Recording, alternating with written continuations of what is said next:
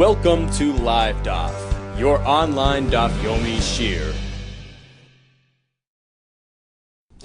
Shalom Aleichem, welcome back. Today's DAF is Bava Kamma DAF Chav Zayin, and we are holding on the second line off the top.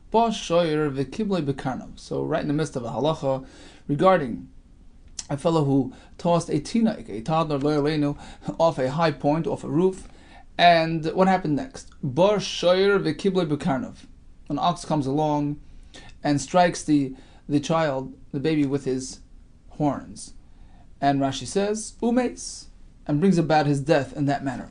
So actually the death would have happened regardless, just a couple of seconds later, upon landing on the hard surface below. But what happened was that the shor advanced the moment of death by being mekabil the tinoik bekarnei, by striking it with his horns.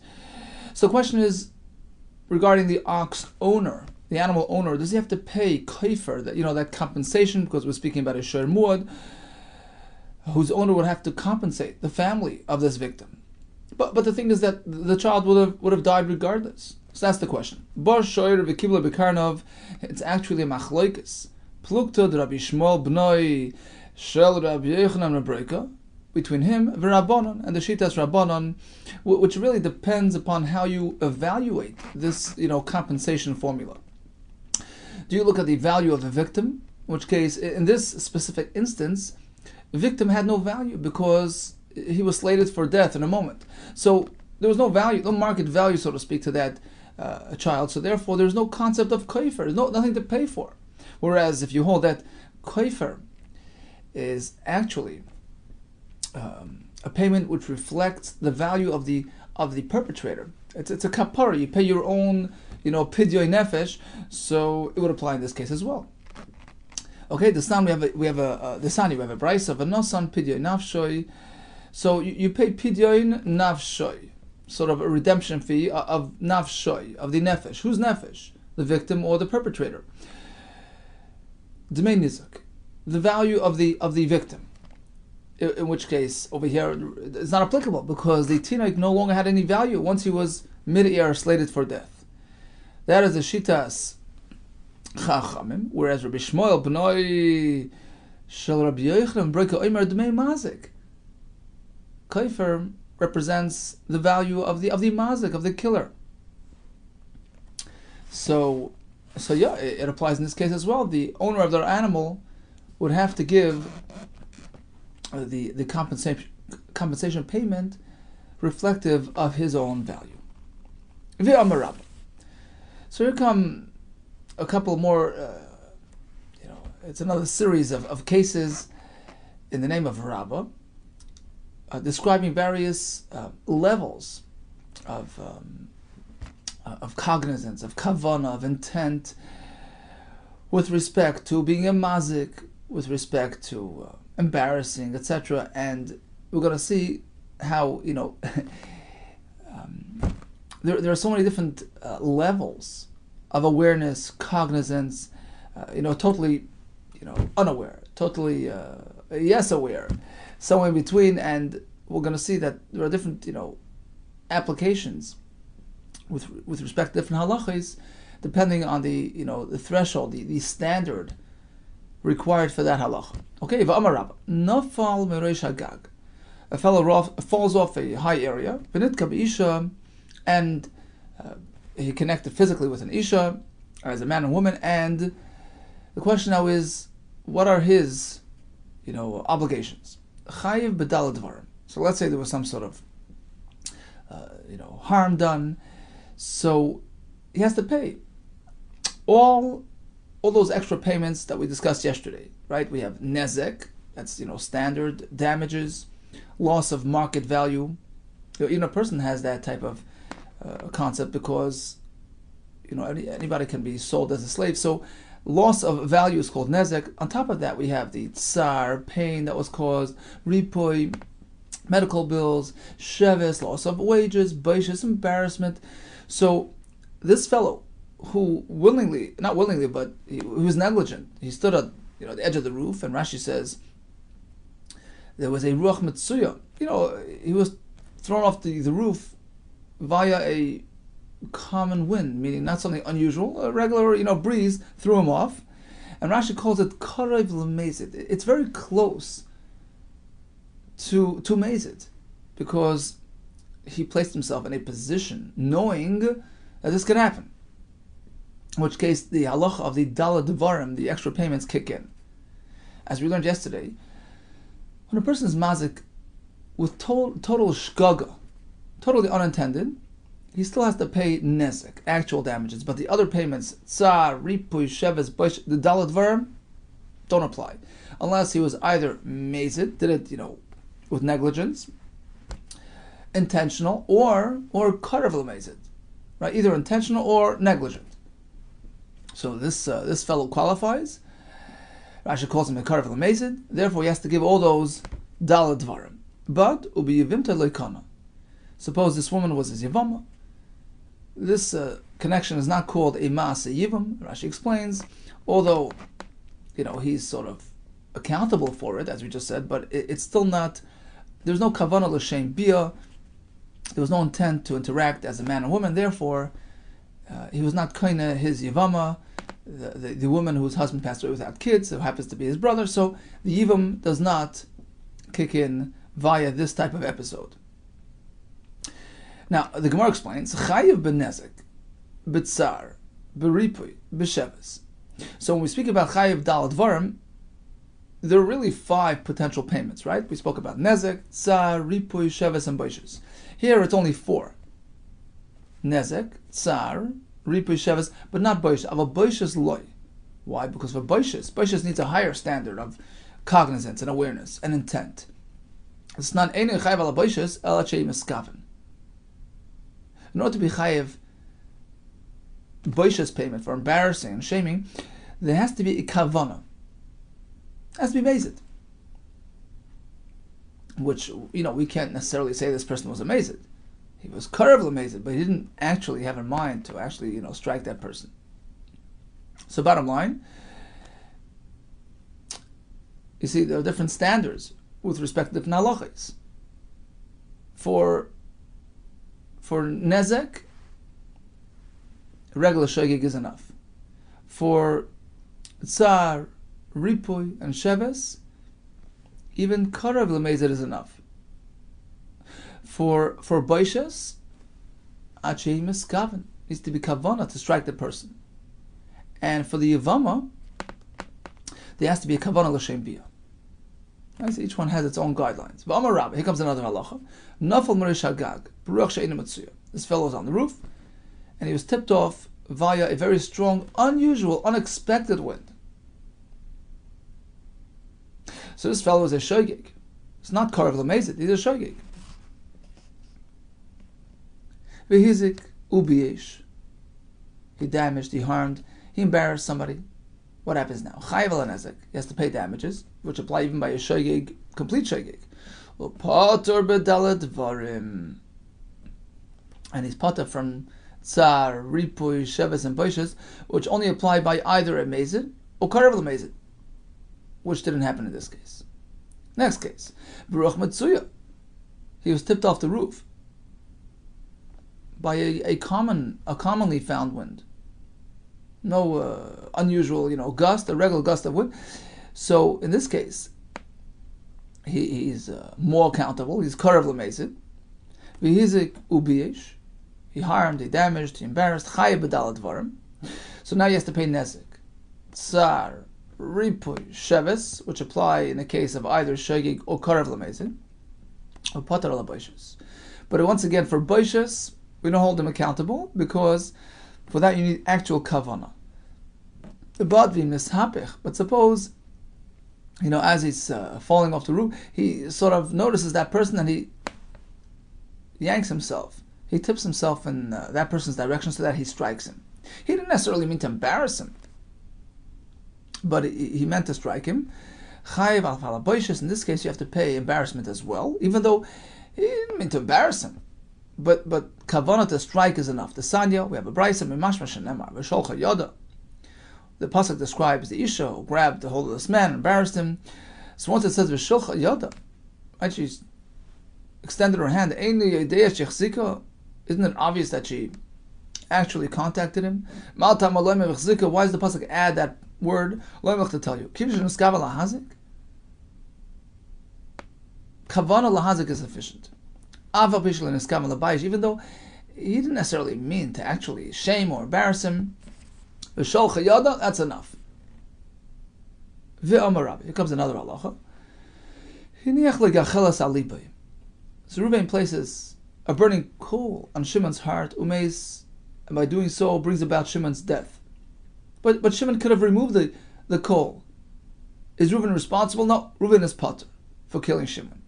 But if the coal was placed on Shimon's beged, sitting on the side, and Shimon just sort of ignored it, allowed his beged to burn, Reuven is chayiv. Why? So Rashi says, look, Shimon's thinking, I have a good deal going, I'll let it burn, and then I'll collect on it. You can do that. Am I responsible for your, wrongdoing? You put the coal on my thing, you burnt it, pay for it. I'm not mechuyev to go and rescue my item. Amar Rabbi Taravayu, both these halachas, in terms of misa that you're potter, in terms of mamanis that you're chayiv, taninu, both of these were learned in a mission, tanani. Aliboy, the first halacha regarding placement on his heart, the snan kava shalav l'seicha ur otecha mayim ve'eno yochel lalas misham meis chayiv. A person forced his friend into fire, into water, preventing him from escaping, bringing about his death. He is chayiv. Doch ve'loseicha ur otecha mayim. But if he just shoved him into this situation, ve'yochel lalas misham, and the fellow couldn't easily leave, and he refused to do so, umeis, and he died potter, then there's no chi of misa on that. So what do we see? That if the victim had the ability to rescue himself, then the perpetrator is not chayiv. But when it comes to financial matters, like burning his garment, big day, there we find that you are obligated to pay. This non we have a Mishnah, kras ksusi, shvaras kadi. So Shimon tells Reuven, please, tear my ksus, my garment, shvaras kadi, break my pitcher. And the fellow goes ahead and does it, right? Takes the challenge. He has to pay for it. Chayiv. I didn't say you're potter. I invited you to break my thing, but you still have to pay. But if he stipulated abanas liftar, you know what? Do it, and I won't obligate you. In this case, he gave up. He relinquished that claim, and the fellow who does it is potter. So what do we see? That even though he invited him to do it, unless he stipulates that he's giving up that claim, the fellow is chayiv to pay. Right? I was trying to make a good deal. I was trying to get my my thing destroyed so that you pay me for it. Okay. So likewise, in our case, when the fire was placed on the ksus in the presence of the owner, he doesn't have to bother taking it off. So the very fact that he left it doesn't necessarily indicate that he's giving up his claims. He's figuring, why bother? He'll have to pay pay me for it anyways. So both these halachas are to be found in Mishnayos. Number one, the case where he killed him in a way that he could have easily escaped. In that case, we don't have this svara. Well, I would have let him kill me so that, right? Save yourself, right? And failing to do so is placed on the victim's sort of shoulders. Whereas when it comes to financial matters, he's thinking, look, I don't need that item. Let it burn and he'll pay me for it. Okay, so Bayi Rabbi, here comes the Shiloh. So these things are pretty clear. Now comes the Shiloh. Sort of, like a twilight situation. What if Reuben places a gachelas on the Eved of Shimon? So here we have both aspects. An Eved is a human being who has the ability to sort of escape and, protect himself. And perhaps he should do so. But on the other hand, you can view the Eved as an item, as property, as a possession of its owner. So, yeah, he should have been smart enough to do that, but I'm the owner. As far as I'm concerned, he's my item. He's my chayfetz. You burnt him. Pay me for it. Is this treated like the guf of the victim discussed before? Who's accountable for himself? Who should rescue himself? And failing to do so is pinned on him. Or shall we say it's like his mama, like his garment, which was damaged and burnt. which you have to pay for. The fact is, my Eved failed to save himself. He wasn't smart enough. He died. Pay me for him. Now, if you'll assume that the Eved is treated like the guf of the master, meaning just like when you do this to Shimon, and Shimon fails to save himself, you're not accountable. Same thing with the Eved. He has das. He should have ran away. So, assuming so. Next question. Shoyrei Mao. What if you do it to the ox? Right? You place the gachelas on the ox and he burns. Shall we say that the shur should have, jumped away and saved himself? Or, Rashi says, anybody das. He doesn't necessarily understand what's going on. And ultimately, if he was burned, you have to pay for it. Hadar Pashto, after Rabbi presented the question, he responded that Avdai Kigufai, shur money, make a compromise. The evidence is like the guf of the master, meaning his human being, with das, he should have saved himself, and his failure to do so is pinned on him. As opposed to the ox, the animal, that's like the mama in possession of its owner. In which case, if he goes, if he gets burned, you are responsible. Hadron Allah Ketzad. Continues the Mishnah. Person places a pitcher right in the middle of the street.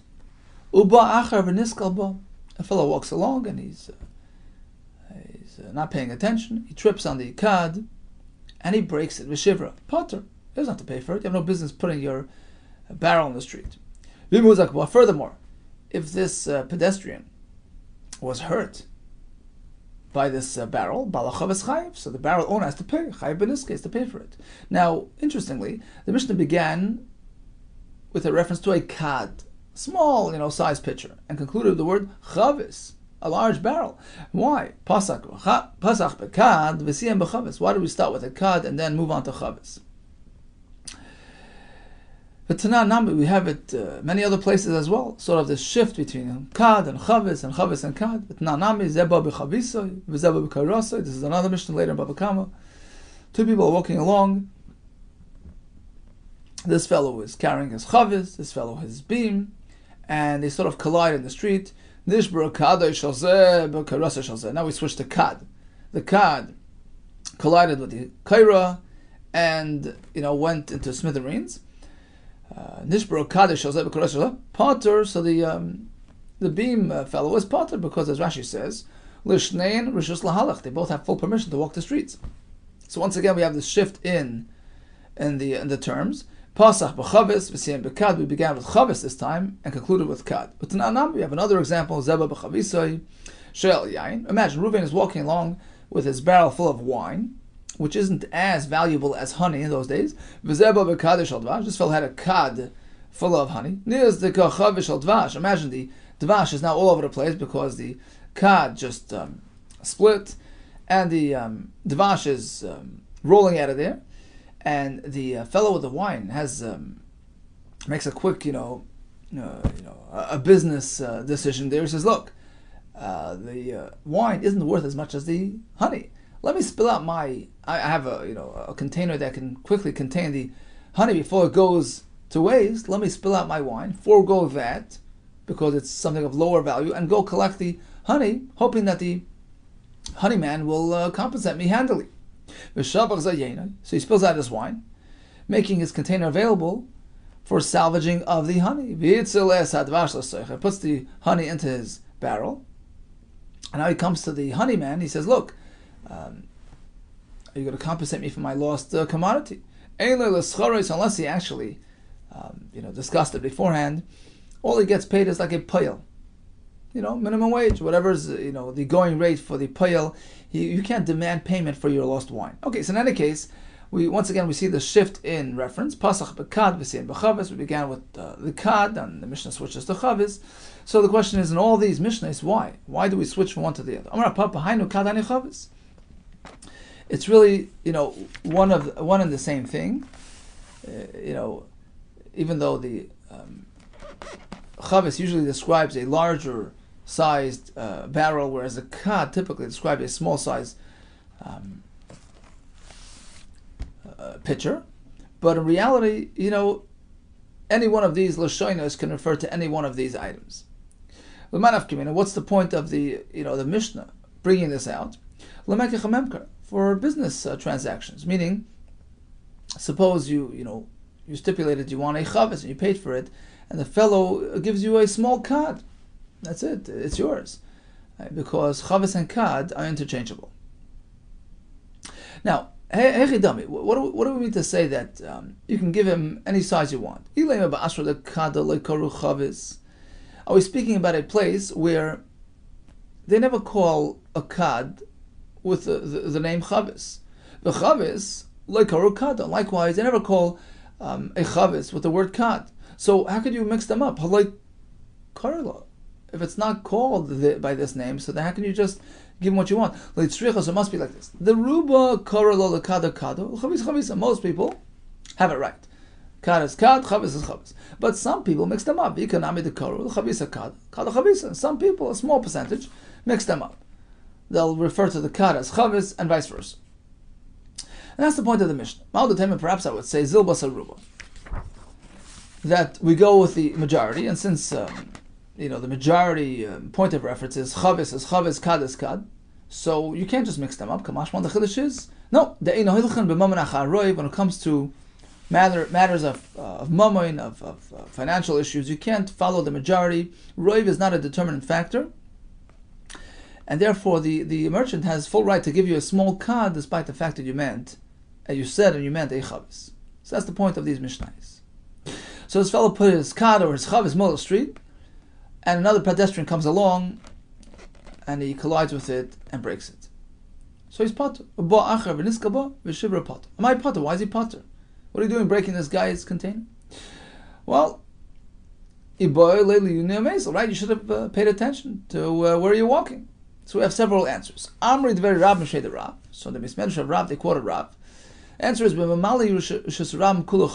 happened was that this fellow decided to park all his barrels right in the middle of the street. It's full. You can't get through the street without bumping into the barrels. So in that case, you don't expect him to do otherwise. So he has a right to walk through the pile of barrels, irrespective of consequence. Okay, so that gives him the right to break the barrel. Shmuel Amar Bafei Lashon. Shmuel says, look, we're speaking that it's pitch black out there. What are you expecting to notice barrels? Rabbi Yehuda Kessler B'Karen Zavis. We're speaking that there's sort of like a turn in the road, and as you turn into the other road, it's sitting right there. You don't expect him to notice it. Okay, so we have several reasons why he's potter. Either we're speaking about a unique case where the entire street is obstructed, or it's at night, or it's in a corner. If you pay close attention to the wording of our Mishnah, it seems that the Mishnah works very well only with Shmuel's pshat that it's at night, or Rabbi Yechanan, that's a matter of positioning. Why? What's wrong with Rav's pshat that the street is totally blocked? The Ikar Rav, of course, going to Rav, why does the Mishnah have to say he stumbled into the barrel? My area Niskal sounds like he bumped into it inadvertently. I feel shavar nami. If it's totally obstructed, he has the full right just to break. Knowingly break the barrels. Niskal sounds like it was an accident. Forget the accident. This guy filled the whole street full of barrels. Of course you could break through it. So the lashon of the Mishnah doesn't sound like we're speaking about that case. Amar Zvid, no, Mishmei the Rava, who adin afilu shavar. The Mishnah didn't mean, only accidental. It could be even intentional breakage. Why did the Mishnah pick the word niskal? Not because of the first halacha. You see, there are two halachas in the Mishnah. Number one, that if you break it, you're potter. And number two, that if after you break it, you slip on those shards, the barrel owner is chayav to pay for your damages. So there's two separate halachas. So the reason why the Mishnah mentioned niskal is not for the first halacha. To allow you to break, you can go and break, because it's totally obstructed according to Rav. The reason why we mentioned niskal, I did the Beit Mishnah safer because of the next halacha, the next part of the Mishnah, which says if the pedestrian slipped on those things and he was harmed, Baal Chavis Chayv, so the barrel owner has to pay B'niskai, damages. So this only applies by niskal, if it happened by accident. Because if you willingly break this fellow's barrel, you know what? You're right. You have a right to break it, because it's totally obstructing the lane. But ultimately, if you slip on that, you have to pay. You're responsible for your own damages, because after all, you brought it on yourself willingly, right? The DAF niskal, the barrel owner is only responsible if it was an accident. Aval shavar loy. But if this fellow willingly breaks the barrel, fine, despite the fact that he had a right to do so. We're not discussing his obligation to the barrel owner, his potter, but the barrel owner doesn't have to look after the pedestrian's nezek. If he did it willingly. My time why? Who does because he brought the nezek on himself. Katani Reisha. So because we wanted to stick to niskal over there in order to justify this halacha, Katani Reisha niskal, so we use the lashon niskal and the Reisha as well. But really, in terms of the pedestrian's obligation to the barrel owner, you can even say shavar. Even if he willingly, knowingly broke it, he had a full right to do so because his lane was obstructed. So how many terutzim do we have? Why am I pot if I break the barrel? Either the lane is obstructed, either it's at night, or it's at the corner, and I didn't notice it. Here comes a fourth teretz. Amar le Rav Abba le Rav Ashi. Hachi Amri Maravu in Eretz Yisrael. They said Mishmei Rav Ula. Another reason. What do you expect? A fellow to be, looking after barrels in the street? People don't pay attention to items lying on their way. Continues the Gemara. There was actually a story of a fellow who broke something, as he's walking on the street in the town of Narda. Shmuel required him to pay. Why? We'll see in a minute. The same thing happened in Bipumpatisa. Rava obligated him to pay. So why? Why did he have to pay? Mishnah says you're pot. Apparently, the circumstances were different than the Mishnah. So Mishnah is Shmuel Kishmate. So we can understand why Shmuel obligated him to pay, because Shmuel learns that the exemption of our Mishnah is only applicable if it happened at night. And this story apparently happened during broad daylight, so he was chayav to pay. Ella Rava.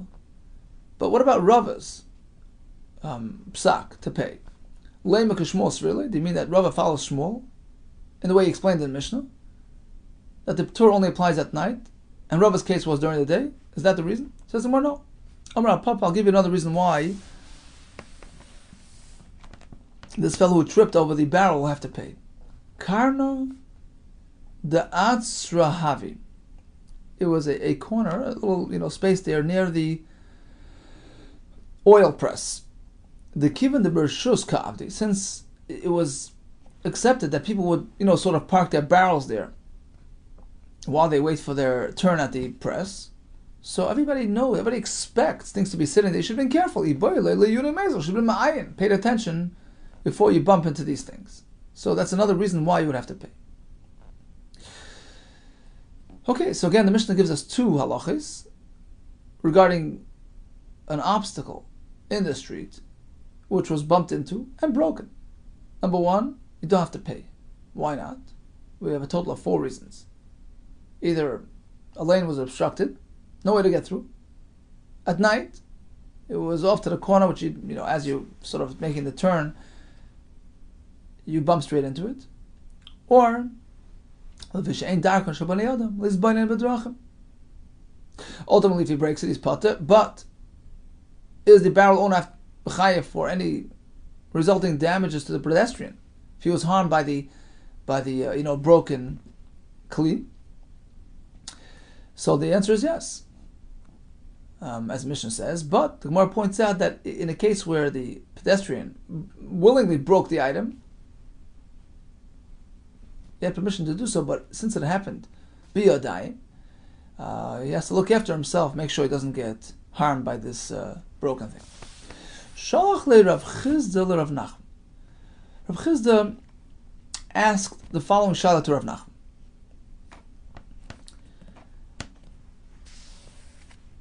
Hari Amru, we know the Chachamim tell us that there are various, rates of compensation regarding different types of embarrassments. Chachamim determine certain, values, certain formulas to use. L'ruchuva shalish. The person, kicks his friend by his knee, which is an embarrassing, sort of gesture. Shalish. So you pay 3 coins, 3 sela. Ulabi'ita chamish. If he kicked him with sort of the bottom of his foot, so it's an embarrassing thing. You pay 5. Ulasnoi keres, if he hit his friend using this saddle, a donkey saddle, very embarrassing gesture. Shleish Esra, you got to pay him 13. Lepanda demara, ulkafina demara.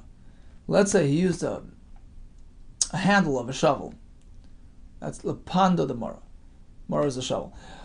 Or lukafina demara. He used the like this sort of like a piece of metal which attaches to the shovel, right at the hole where the handle goes in.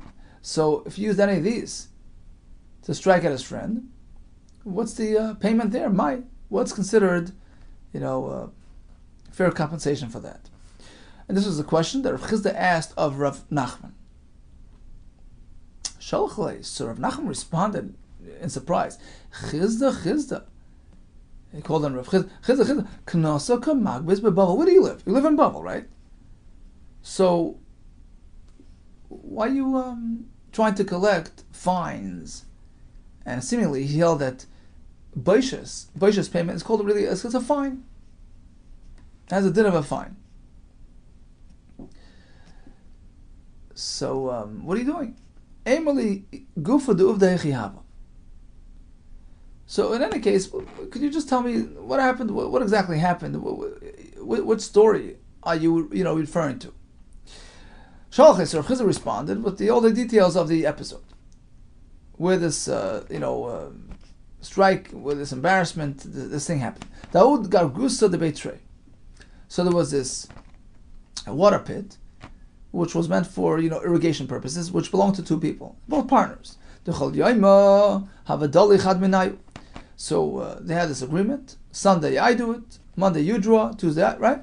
They had a rotation.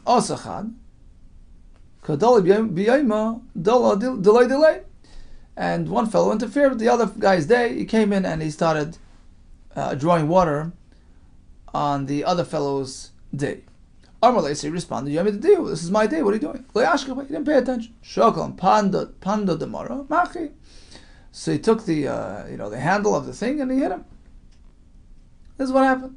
So that's what I'm asking. Does he have to pay? How much does he have to pay for that type of thing? Rav Nachman responded, he has to pay. He was trying to get this person out of his way. He had a full right to push him out. He should hit him 100 times with that thing. Even according to the Shita, that holds that a person, even if he knows he's 100% right, you owe me money, you stole, you cannot go ahead and take matters into your own hands. Even according to that opinion.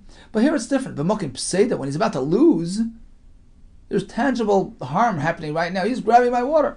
Of course, I don't have to go and invite him to the bezdin and make an appointment. No time for that.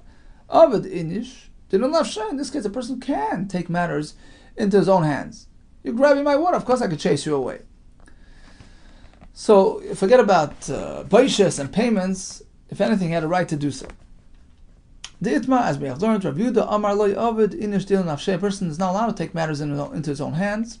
Typically, Rav Nachman Amar, Ovid inish dil nafshe. For instance, you see a person stealing from you. You don't have to go to invite him to court. Grab it away from him. Now, heichad ikab said. The Gemara explains. When there is immediate damage, potential harm, everybody agrees that you can go ahead and take matters into your own hands. The machlekes is only when there's no immediate, loss. Okay, so let it be, perhaps, and deal with it in the bezdin. So that's the machlekes. Rabbi Yehuda Amar loy Ovid inish you're not allowed to do that. There's no pseida happening now. So be patient and deal with it in front of the bezdin properly. I don't have to. Avid inish dino nafshe. Yes, a person can proceed on his own. The chivan the bedin avid. If I know I'm 100% right, like tarach, he doesn't have to go and be matriach to the bezdin and have this whole run around. He's grabbing my thing. He has my item or whatever it is. I can grab it back. I don't have to run to the bezdin. Master of Kamma. Ben Bava Kamma al tikonis lachatzer chaver chalitel shelcha. Even if you see your item sitting in the other person's backyard, don't go in there without permission to grab it. Even though it's 100% yours. Why is Shema? Teirah of Kiganav. Perhaps, by going in there, you're going to appear to him and to other people like a Ganav. Don't go in, like a Ganav. Ella Shvoire Shina Ve'emer Loi Shaliani Noitel. Don't sneak in there clandestinely. It's going to look suspicious. It's going to look at you. No, break his teeth. Just an expression. Meaning force your way in there and tell him, look, I'm going right now to get my thing. Make him aware of it. And then proceed and do it. So clearly, a person can take matters into his own hands. Even when there's no hefsid, he can wait until he goes to the bezdin to get his item back. So that's a kasha on Rabbi Yehuda who says you cannot do that. Omar Leis, Rabbi Yehuda responds to Rav Kahana. Imcha? Is this a kasha you have with you? Meaning, you think this is real kasha? Ben bagbo yichido. This is a individual opinion. Upligi Rabbanon disagree. Rabbanon hold that even when there's no immediate loss, a person.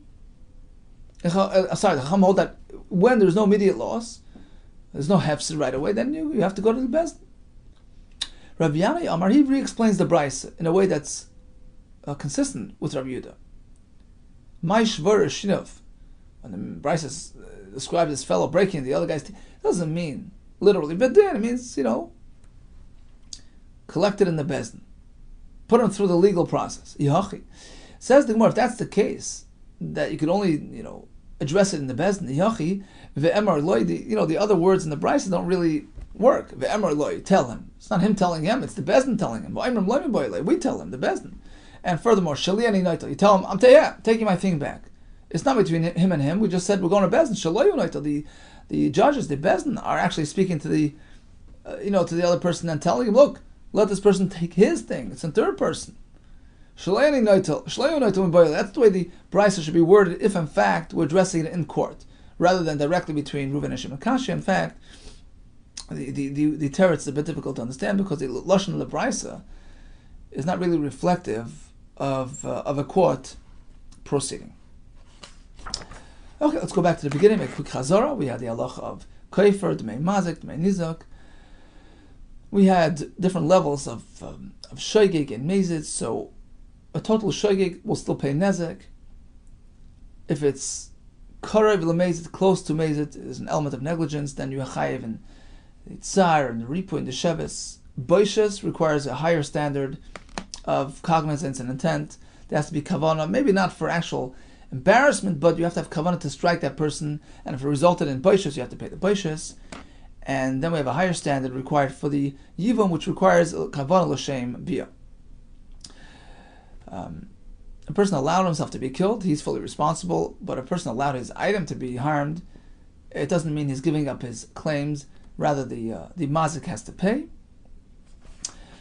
A person places an obstacle in the street, another fellow comes along and breaks it, he's potter, we had several reasons for that. If he's harmed by this item, the owner of the item has to pay.